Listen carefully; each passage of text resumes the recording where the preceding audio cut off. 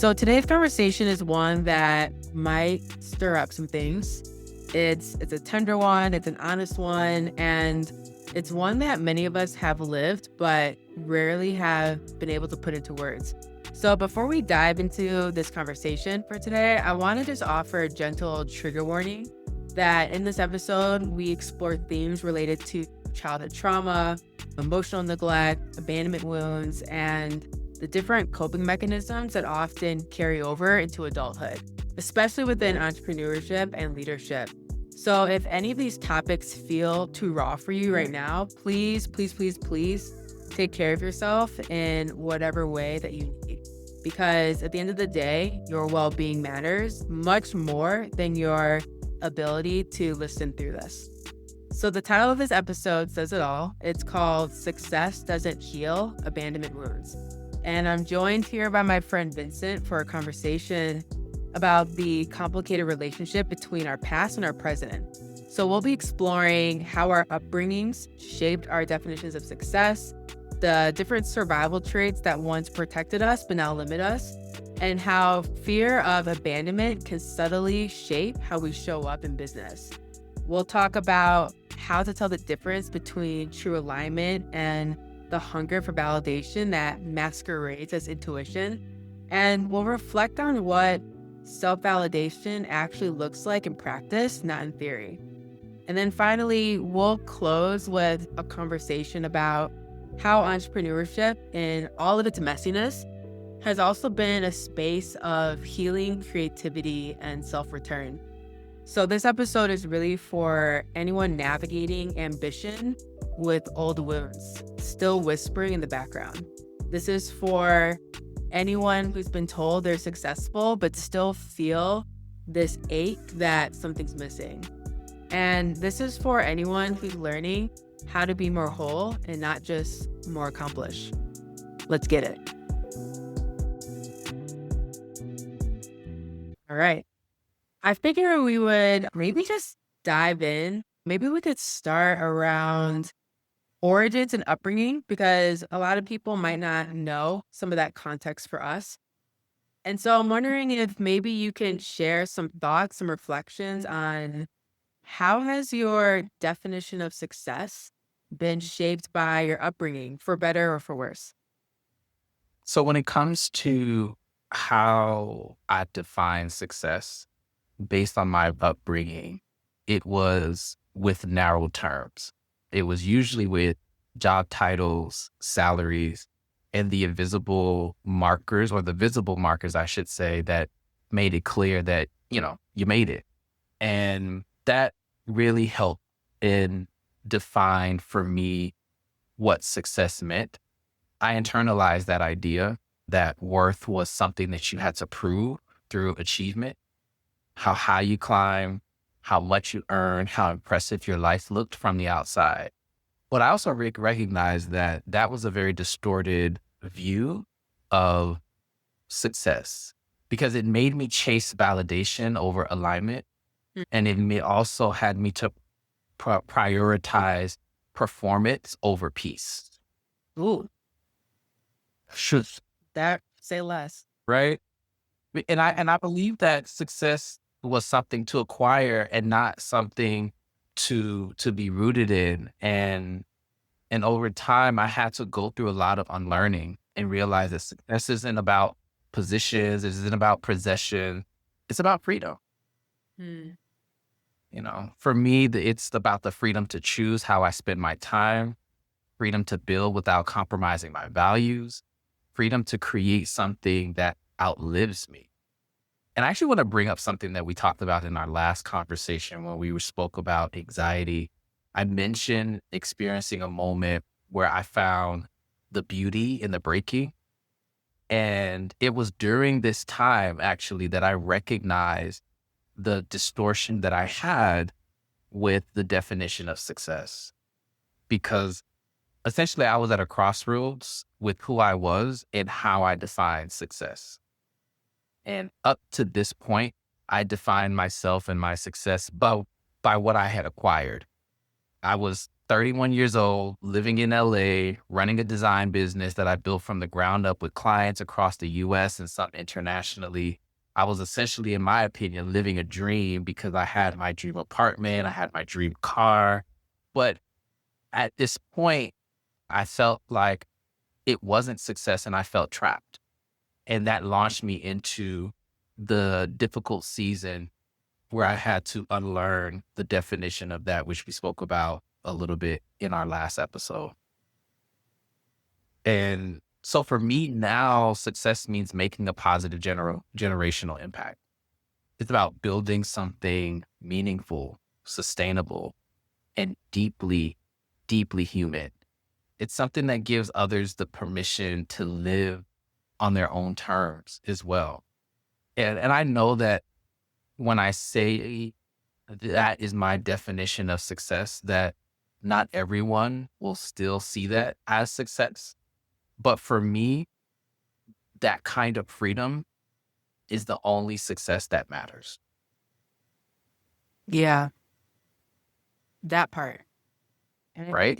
I think it's learning how to be okay with our understanding in relationship to success in its healthiest form to us doesn't make sense to everyone. Right. Right. Mhm. I agree. Yeah, yeah. What about you? Yeah, for me, when I think about how has my definition of success been shaped by my upbringing, for better or worse, I think there's some context I think might be helpful. You know, I was raised by my mom, who is half Korean immigrant and half Jamaican. You know, she moved to the States from South Korea when she was really young. And so I get the joys of the Asian immigrant parent, if you know, you know, as well as Right. a Black mom. So, and I think with that comes an understanding growing up that success was often defined by survival, sacrifice, and self-sufficiency. That You part. know, I was taught that to work hard, make my own way, and not burden others.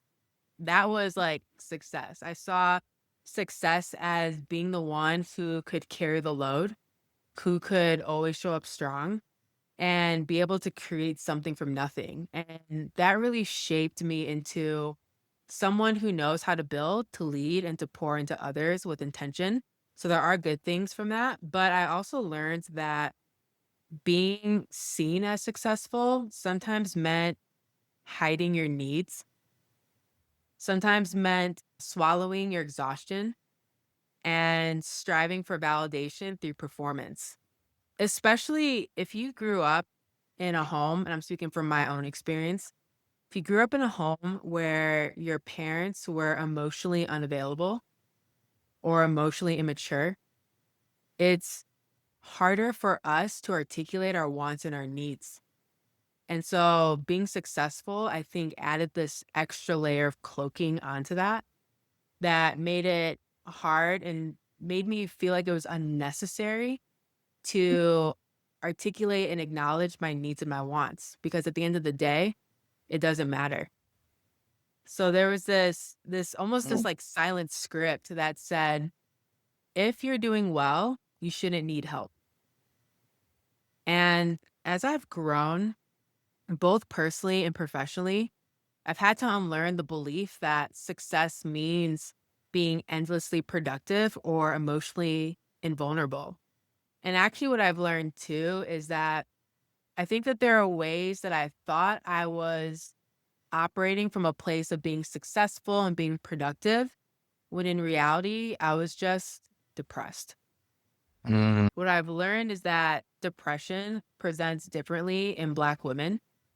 And I remember reading this recent study from these researchers from New York University and Columbia, and they found that Black women with depression were more likely to report behaviors that aren't typically associated with depression, like people pleasing and acting like everything's fine.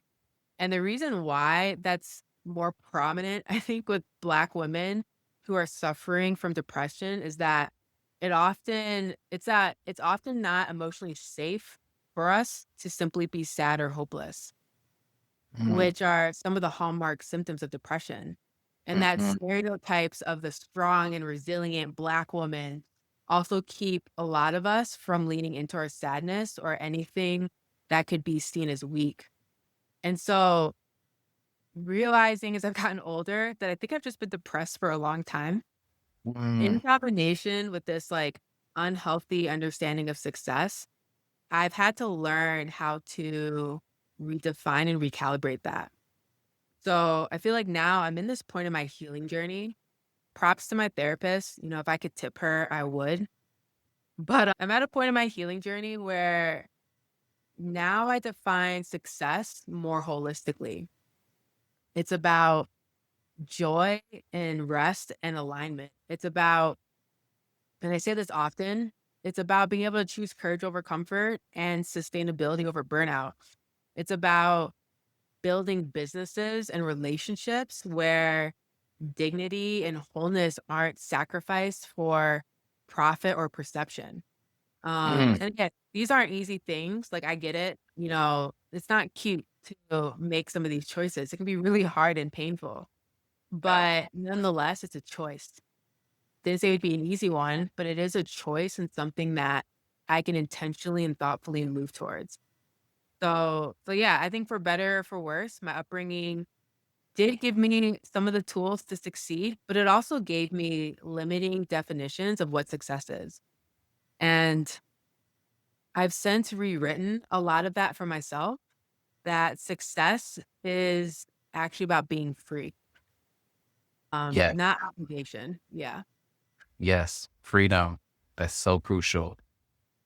Such a powerful story. This is also why I'm so glad that we're having this conversation and sharing this with others because it's giving permission to people to recognize areas in their journey that they've grown accustomed to Mhm. that they may now need to shed. Mm, yeah.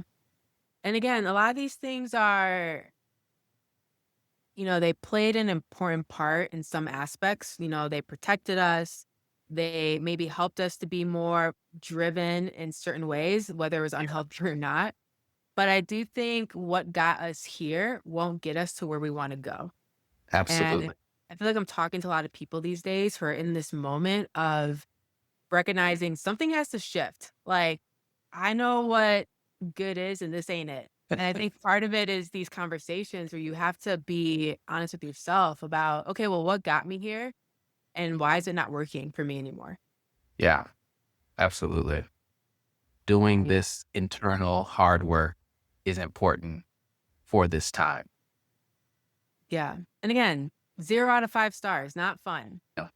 but is it worth it? Absolutely. Absolutely. 100%. 100%.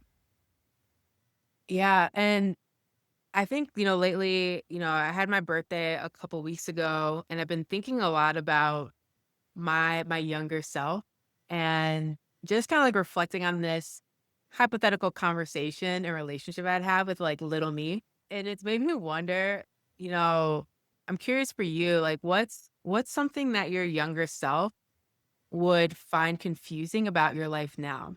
What might they envy? What might they mourn? Yeah, what's the tea? Yeah. This is such an interesting question because I've never heard it asked this way in terms of what would be confusing for my younger self. Mm, And I believe that my younger self would be confused and amazed actually mm, that I'm living in Hawaii and that I am building a family and a business alongside my French Caribbean wife. mhm, And that is important, because for me, the younger self grew up in one of the poorest neighborhoods in Miami, Florida, mm. where survival was the main focus and joy was just something that showed up occasionally, not something that I could rely on. And to even think about places like France or the Pacific Ocean or Hawaii, that all it would sound like a fiction for my younger self. And he would probably look at my life now and be like, "Sir, how did we get here?" Not just geographically, but also emotionally, spiritually, and mentally. Like, how did we move from a life where struggle was the primary rhythm and joy was the exception to one where peace and joy right now for me is the baseline, even in the small things? Hmm.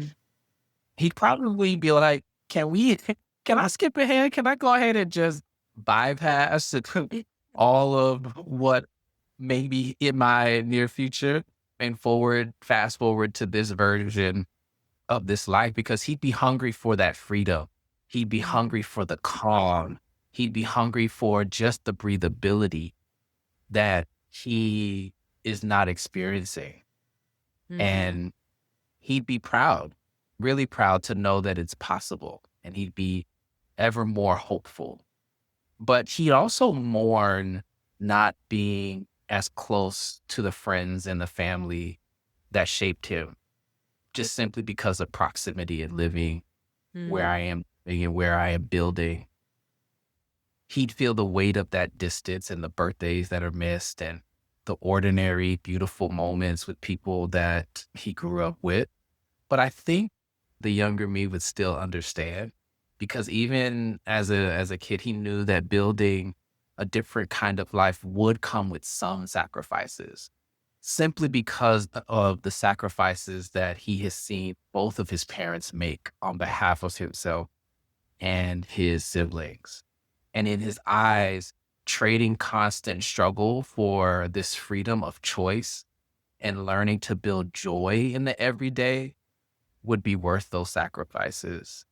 He Hmm. might not recognize this version of me at first because it's so far away from what he's experiencing. So different. Mhm. But I think he'd be grateful that we made it here. Mm. That's beautiful. I feel like I'm curious if you were able to sit in like a coffee shop with that younger version of yourself Yeah. and you were able to just to give one piece of advice or encouragement, like what would you say? I would say to him to not be so quick to dismiss the pain in the moments that are being felt now, but pay attention to the next step that happens afterwards because there is an afterwards in the painful moments. And it is in those next steps that you grow and mature in achieving what you see in the future through me. Mm. Yeah, I hope for someone who's listening on this that that is a permission slip for you to do what you need to do to feel, to process, to ignore the noise, especially from our lovely older generations who can sometimes be like, man, kids are just so sensitive these days. I'm like, Yeah. no, we are just more open about it and we don't bury it deep and then cause all of our children to go to therapy. So, Step and have these kind of conversations. like, what? So, and I think it's just like an important part of healing. And I think it's something that honestly, a lot of the capitalistic systems don't want us to do and take time for because then they aren't able to as easily control the narrative of what makes us happy and fulfilled. Come on. Come on So now. this is a part of the work. You want to be and feel more free, you have to be more honest with yourself. You have to learn how to sit in the discomfort and the messiness of our stories and the self as well. Yes. Yeah, yeah, yeah.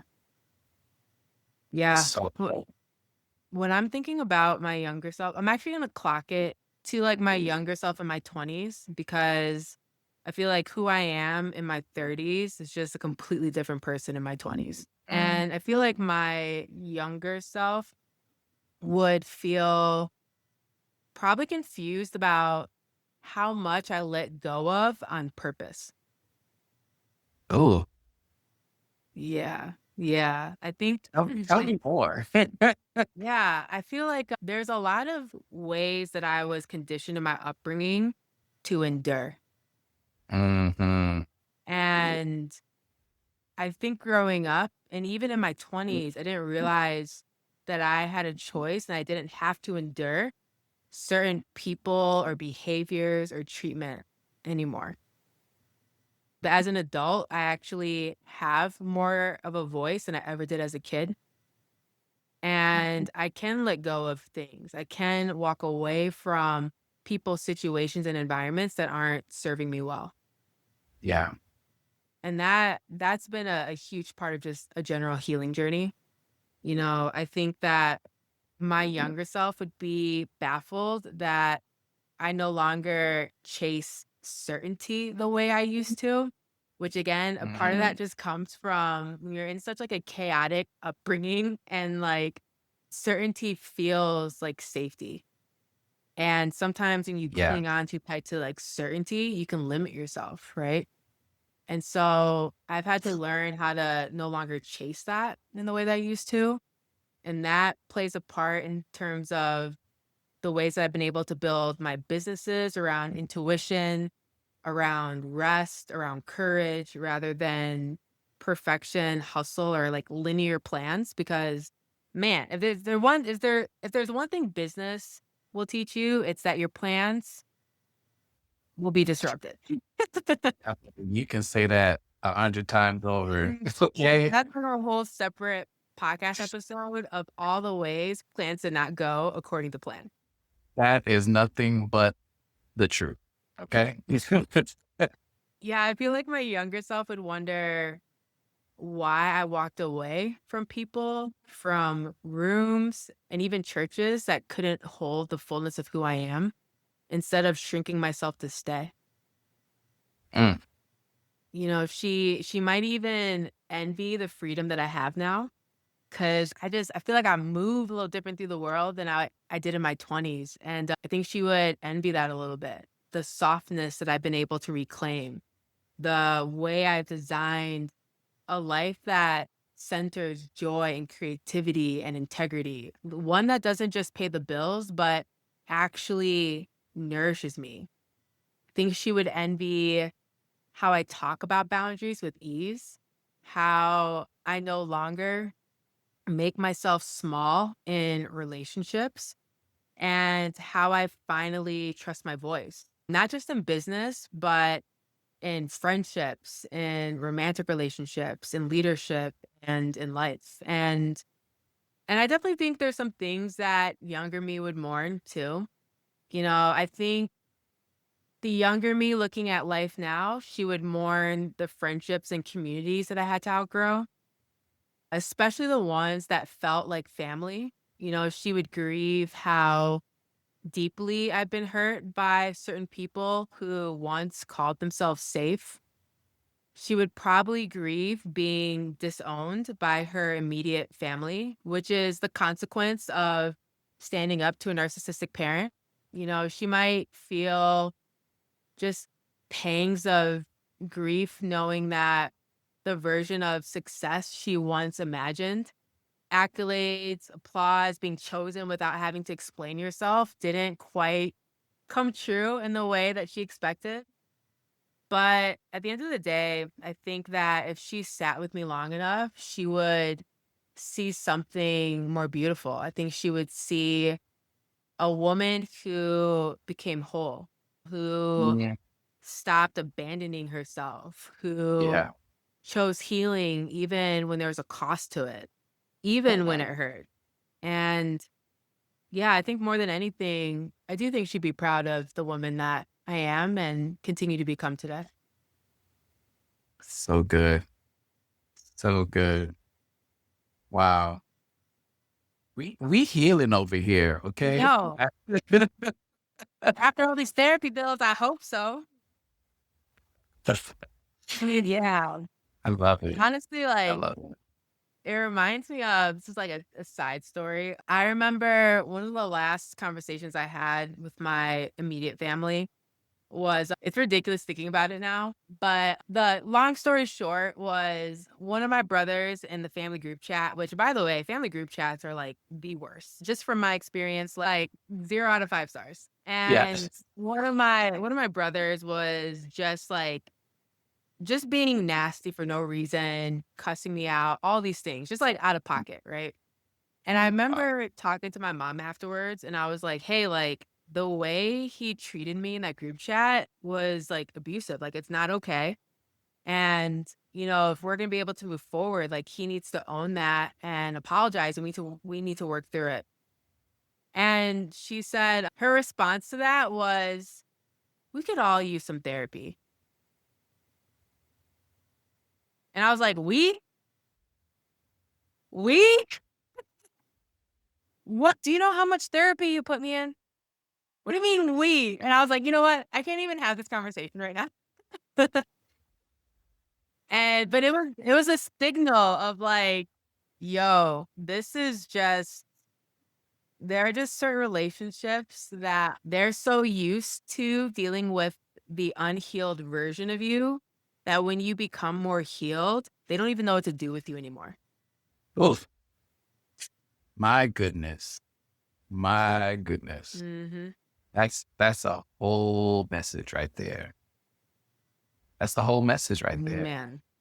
Because it also is a cousin to the the thinking or the saying around, you know, people that are used to you or you've grown up with, how they want to keep you in the perception that they have of you from once they knew you and what makes them comfortable, and not for what they see in front of them and how they're experiencing you in present day.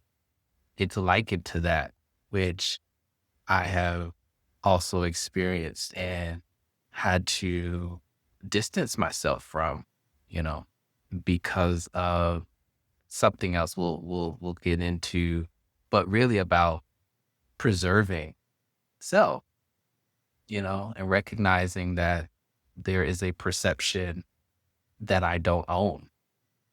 So Yeah. That part.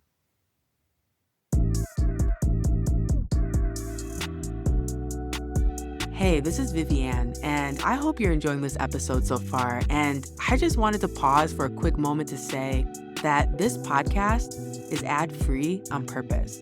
And we want to keep it that way so that it feels like a space that's just for us and just a little bit more divorced from noise on what we should buy and what we should consume. And so the best way to help us do that is by sharing it with someone you think would really connect with it, someone who you think would feel encouraged or get something out of this episode, or by leaving an honest review because it helps more folks find us. And honestly, it could be the exact thing someone else needed to hear today, just because you took a moment to spread the word. So thanks for being here. I appreciate you, and let's get back to it. Yeah, and I think as we think about the younger versions of ourselves, whether it's younger in our adulthood or in our childhood, it is important to be able to create space for and acknowledge the different ways we have learned to survive during those times and how it can impact us now. And, especially when it comes to entrepreneurship, I'm curious if you're open to sharing like what survival traits helped you early in your entrepreneurship journey but now feel like liabilities when it comes to building the life or business that you want now. yeah. So for me, early in my journey, there are two distinct survival traits that carried me, and they fall in the categories of these two statements. First one is, I can do it by myself. I can do this all by myself. I don't need Mhm. no help. I got this. Some version of that. The other is in the bucket of, I'll show them. I'll prove them wrong. They Yeah. don't they don't know. They don't know who I am, but that's all right because they're about to learn. Yeah. They They're about gonna to find out. they gonna find out. They're gonna learn today. So for me, those two essentially carried me pretty far, and they were my armor. They kept me moving when I had no support, so I didn't really have a whole lot of time to wallow in the idea or the reality that I didn't have access to the people I wanted or the resources that I needed, even when I didn't have a blueprint or, felt underestimated in rooms that I entered into. That small chip on my shoulder gave me fuel, right? But it also, unfortunately, made me hard to reach. And what I mean by that is that it caused me to build walls when I needed to be building bridges. Ooh. And Okay. at some point, that protection that I was operating behind actually started to isolate Mhm. and caused me to feel more alone in the process and in this journey of building my business and navigating this entrepreneurship life. And so doing everything alone also limited my capacity to execute. Proving people wrong kept me focused on them. So in the process of trying to show someone, hey, you're underestimating me, that I was actually neglecting myself and what I wanted. Hmm. And so now for me, as I am building, I no longer operate with these types of armors because I want to build with others and I want to grow from trust, not tension or isolation, and lead from vision and not from a place of vengeance. You harmed me, you ignored me, you didn't pay attention to me.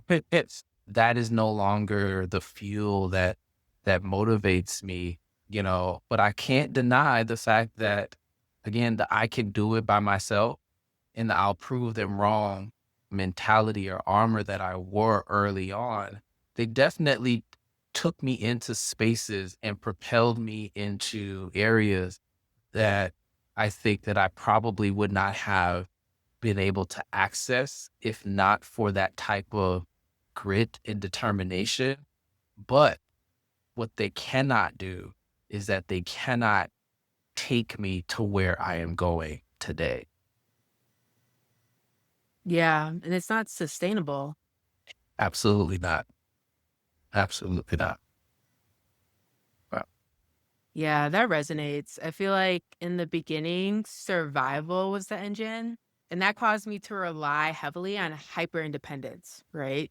The ability to figure everything out on my own, to carry the weight of multiple roles, to be scrappy and self reliant, even when I was exhausted and running myself into the ground. Mhm. And to your point, that grit served me well. It helped me to bootstrap, helped me to build 2 companies from the ground up, and push through those moments when there was more vision than resource. Mm. Mm. So I could outwork most people in the room, and I did.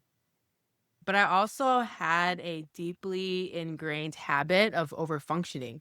I could anticipate everyone's needs, make myself indispensable, and hold things together, even when everything was fraying at the edges.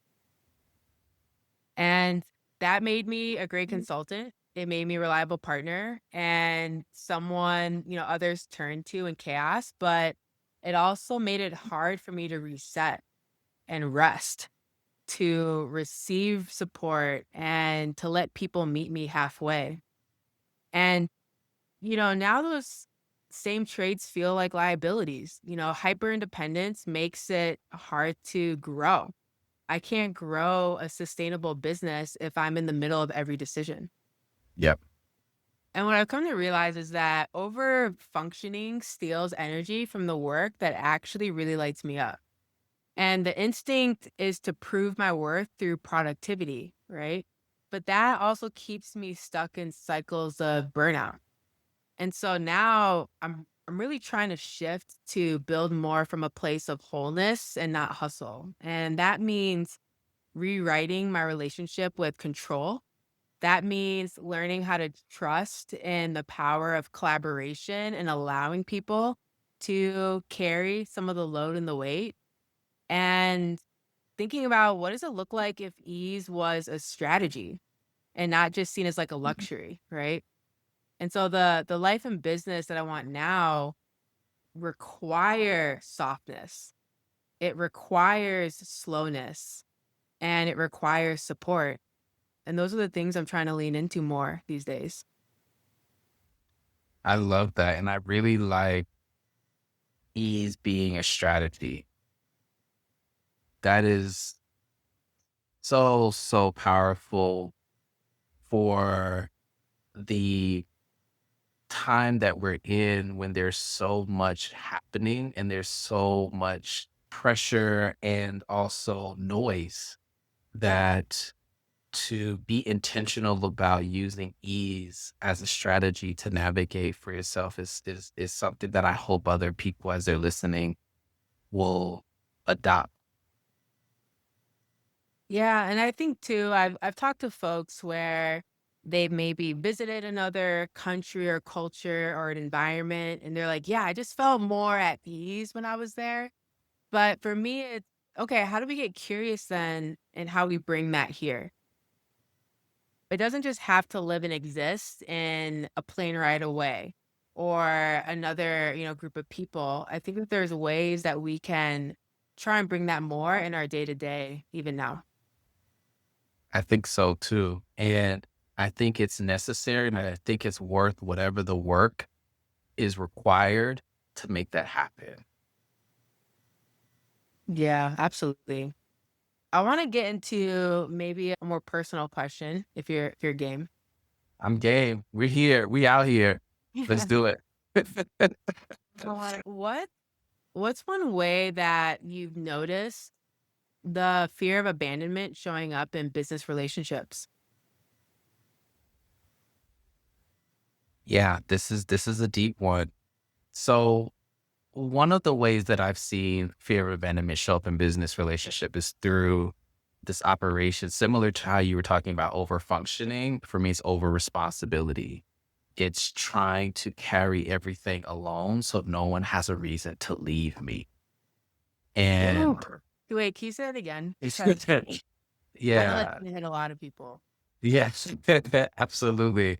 So for me, it's this idea of over responsibility, which is trying to carry everything alone so no one has a reason to leave. Yeah, yeah, yeah. And this actually stems from my past relationship with my father when I was a child until I became a young adult in my mid to late 20s. My dad and I have a great relationship now. I mean, as a matter of fact, we actually, me and my younger brother, we surprised him for his birthday last year, which was awesome. He still talks about this to this day when I chat with him. But growing up, though, it was toxic. He wasn't consistently present. He oftentimes broke promises and then normalized it and then told me not to ask for help because needing something in his mind made me look weak and incapable. Hmm.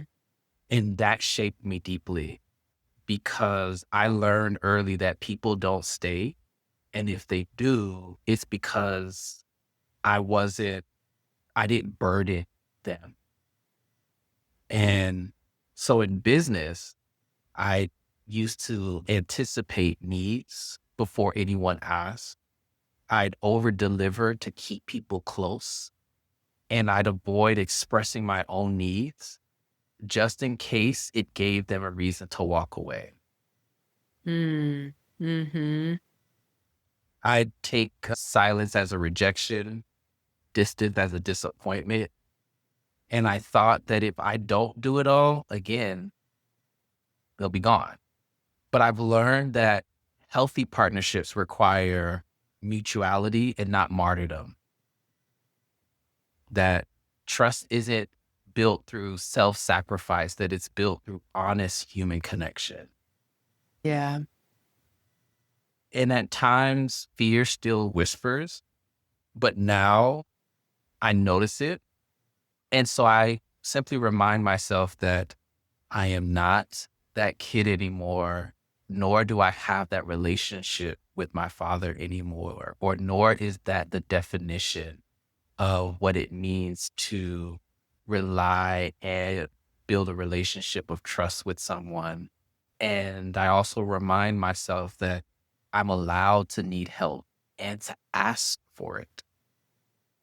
And most importantly, from this area of abandonment, I've learned that I don't have to earn love through labor and persistent self-sacrifice. Yeah. Yeah. Thank you for sharing that. Mm. I think it's so important for us to be able to understand how our upbringings, how fear of abandonment that we have, experienced because of that can roll over into just other areas of our life, especially business and other Yeah. relationships. Yep. I guess I'm curious, like what do you feel like was one of the main turning points to help you kind of like turn over a new leaf when it came to that thinking and relating? I think it goes back to the story that I mentioned before when I was at a crossroads, when I was sharing about how I built this life in LA.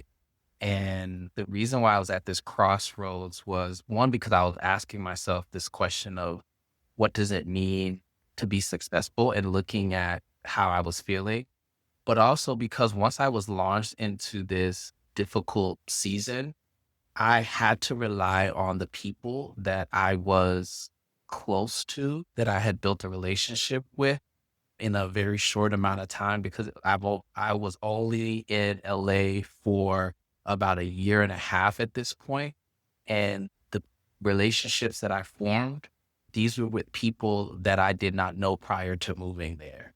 And so moving back to Miami wasn't an option for me. And so I took a chance on relying on people and really leaning into these newly formed relationships. And it was in that process and me seeing the reciprocity of what was happening where I, even though I didn't have much to give, I was sort of just, I felt like I was free falling, that they were gentle in their support and how they were handling me and guiding me through the journey in this difficult season, that it started to erode this wall that I had built because of this abandonment. And also during that time, I was I'd started a workshop series. So this translates directly into business because one of the individuals who was walking me through this season, they helped me launch this workshop series that turned into a multi-city tour with sponsors from co-working spaces and financial institutions, etc. And it was something that I could not do on my own. And I needed to have the relationships and work with the individuals and allow myself to be open in this way. And so I could see that the issues or what I experienced with my father in terms of abandonment, how that was preventing me from doing life with others in a way that I was now experiencing because I avoided getting too close because I didn't want I didn't want people to leave. And so that was a turning point where I could see me shifting from operating in this place of abandonment and really leading into a place of connection and trust and authentic relationships with people, both in friendship, but also in business, because I had in my partnerships and in people sponsoring, there was a level of trust in which I had to have with them and a level of vulnerability in which I had to also have in order for that relationship to work. And I saw it happen in exponential ways for Mm-hmm. Yeah, I appreciate you sharing that because I think what it does is it reminds people that when you are open to receiving care and intentionality from people, that you can experience healing in areas of your life that you didn't even realize needed to be touched so deeply. Yeah, Yeah. So absolutely. for some of you, if you're looking for permission to choose courage over comfort in terms of allowing your friends, your partner, whoever it may be to care for you and love you well, this is it. This is Yeah. it. Yeah, a lot of that resonates with me. I think the main thing that comes to mind in terms of ways that I've maybe like one way I've noticed the fear of abandonment showing up in business relationships is that it's the over functioning piece. I think when you grow up with a parent or parents who are emotionally unavailable or are emotionally immature, that you, especially when you're young, can fall into this pattern of trying to earn and prove that you are enough. Mm, And you can then go above and beyond in ways that you shouldn't have had to, one as a kid. But then in business, it also plays out there too, because you end up putting in a lot more effort, putting in more than even what the contract said you were hired for as a way yep. to show that, like, no, I'm the one, this is it. Yep. Guilty. Yeah. Yeah. So I feel like that's the way I've seen it play out the most, honestly, is I can think of a Mhm. couple client engagements where I went above and beyond and it still wasn't enough. Yeah. And so being able to recognize that I think is really important. There are 2 books that have helped me kind of work my way through this. One is called Anxiously Attached: Becoming More Secure in Life and Love. What this book does, and again, especially if you are coming from an upbringing with emotionally unavailable or immature parents, it it helped me to understand a little bit more why I have certain behaviors or tendencies in my relationships.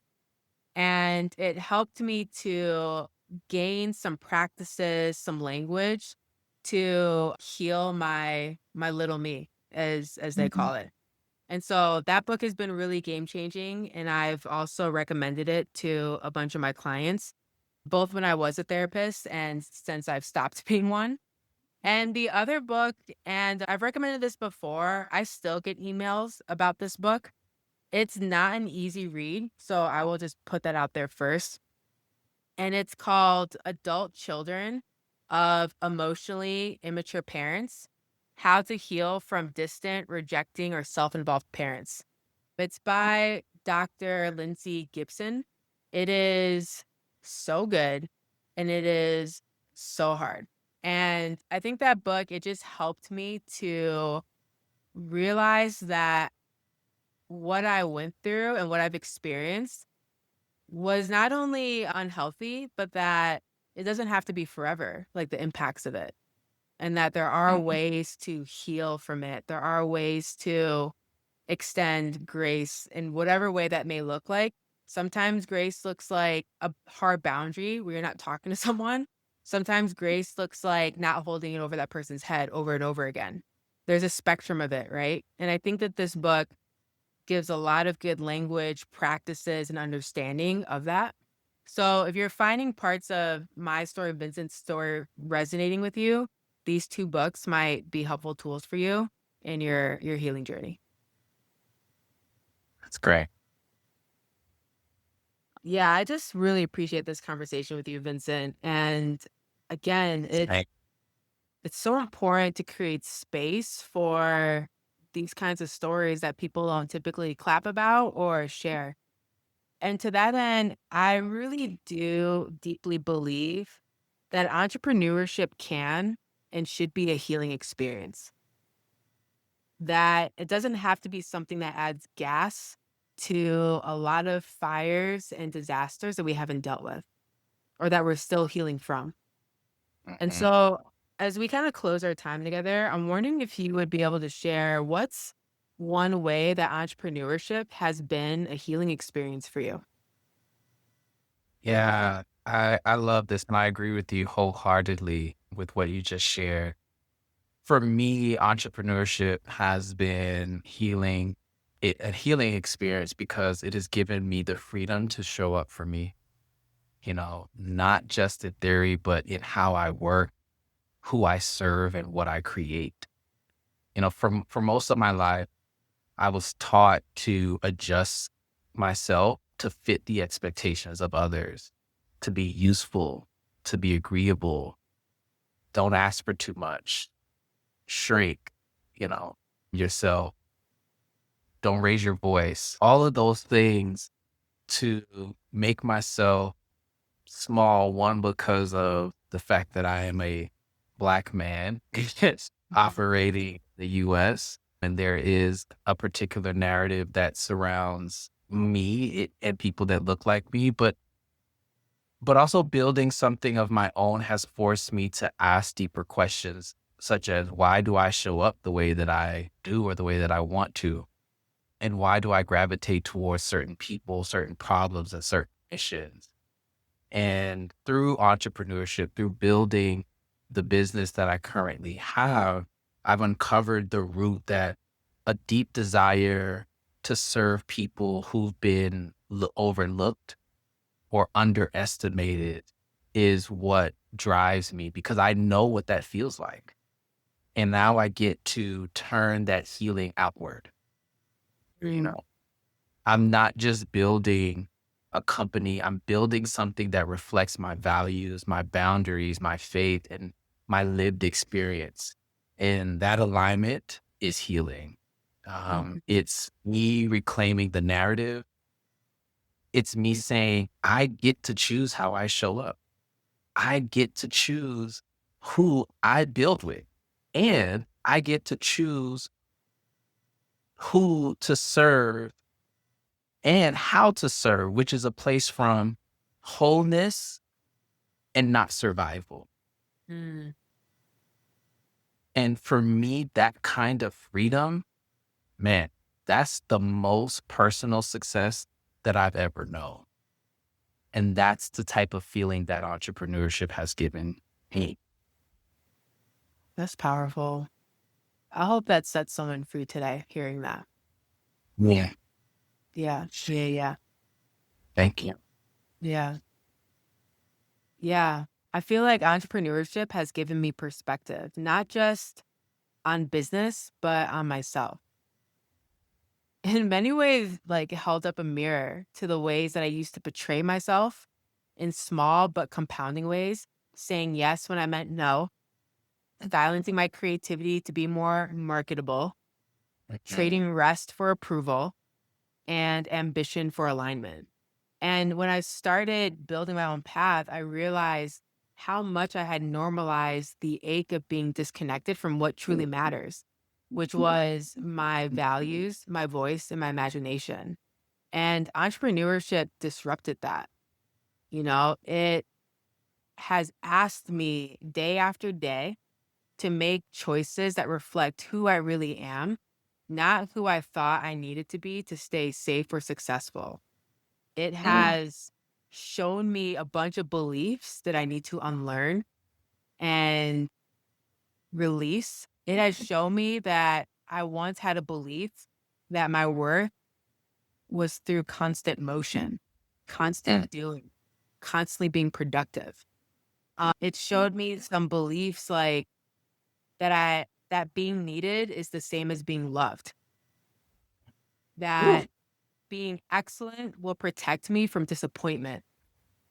Mm. I know all of Black corporate America just sighed at that. Right. I mean, there's a That whole amen corner happening right now.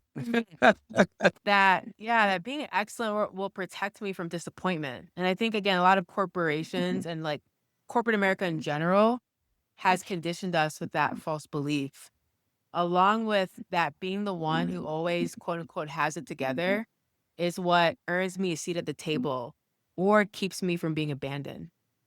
Mm. And these beliefs, sure, at one point helped me to navigate environments where power dynamics were real, where my identity was politicized, where excellence was a survival tool. And so I don't necessarily completely resent them. You know, they did give me a sense of grit and whatever. But, but, but they also came at a cost, right? They Yeah. costed me my creativity, my peace, my ability to be fully present in the life that I'm building now. And so entrepreneurship has healed me in the sense that it has taught me that it's important for me to learn to trust a slower pace and to recognize that being still doesn't mean I'm falling behind. It actually means I'm arriving in many ways. You know, it's healed me by reconnecting me to my creativity, not as a means to perform, but as a practice of wholeness. You know, I write differently now. I feel like I dream differently Uh, and I even problem solve differently with more curiosity and less fear. And so, yeah, I truly believe entrepreneurship can and should be a healing experience. And I think both of us, in terms of our stories, are examples of how that could be true. I 100% agree. I do. I do. And I'm grateful to have made the decision to choose this for myself because of the healing experience that is ongoing. Hmm. And and even in recognizing the present right now, that it also gives me language to be able to share and express things that hopefully will help those who are listening, or at least spark a thought for those who are listening. Thanks for hanging out with us and diving into some of these real and unfiltered conversations. We know your time is valuable, and so we don't take it for granted. If today's episode made you think, if it challenged you, or gave you something new to consider, we'd love for you to hit that follow button on whatever streaming service you're using. That way, you'll never miss an episode when we drop them. And if you want to go even deeper, sign up for our newsletter at choosecourageinc.com, and you'll get updates on new episodes, access to exclusive freebies, and first dibs on coaching opportunities and other resources to help you make bold moves in your life and business.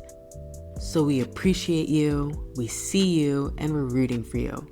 Until next time, keep choosing courage over comfort, and a friendly reminder to drink some water.